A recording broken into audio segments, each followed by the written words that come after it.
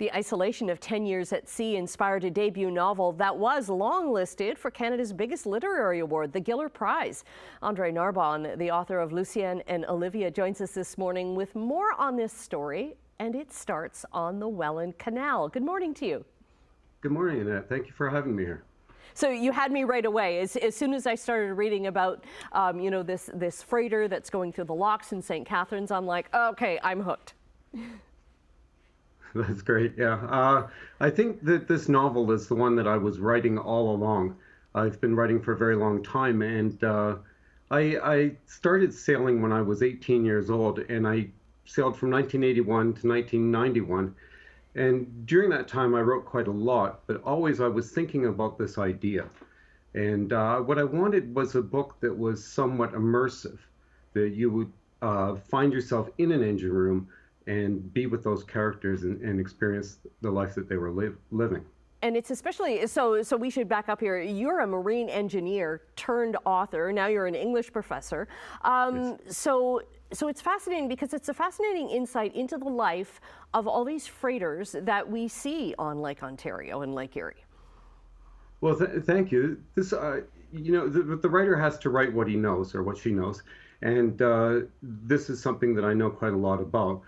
And the time I'm writing about is a time of real transition in the sailing world. If you think about it, we don't know a lot of sailors anymore, but Canada, up until the 80s, was a nation that had a very large merchant marine, and it had a sailing culture. And it was back around 1984 that the merchant marine, a lot of companies went bankrupt, ships went on the wall.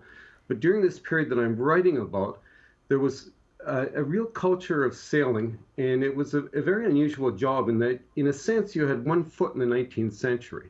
You go to work, and the work was your life, whereas normally, in the usual run of things, you go to work, and it's an extension of your home life.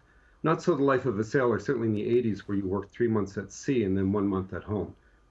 And this is the time before cell communications, before the internet. So the love story here, I mean, parts of it is that separation between the two main characters, Lucien and Olivia.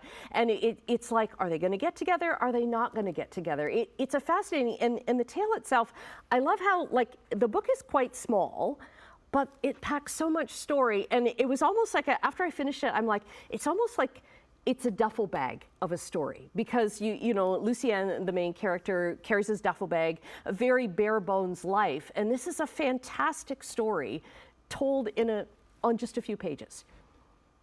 Well, thank you for saying so.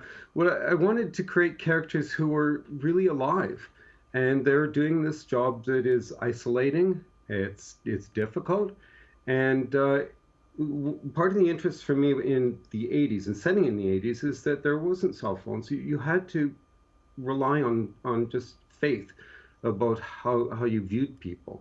And so the point of the novel is that the value we see in others reflects the value that we see in ourselves.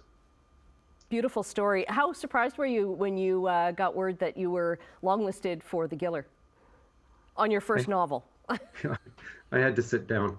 I went for a long bike ride afterwards. No, I was very, very, very happy. I mean, the Giller is such a great leveler, because I'm publishing with an independent press, and an independent press doesn't have the outreach of the larger presses, and the Giller just brings this juggernaut of advertisement, so people could know about the book. Yes, I'm glad that we know about it. It was a lovely read. Thanks very much. We've run out of time, but we'll get all the info up there for Lucien and Olivia. Andre, very nice to speak with you. Thank you so much.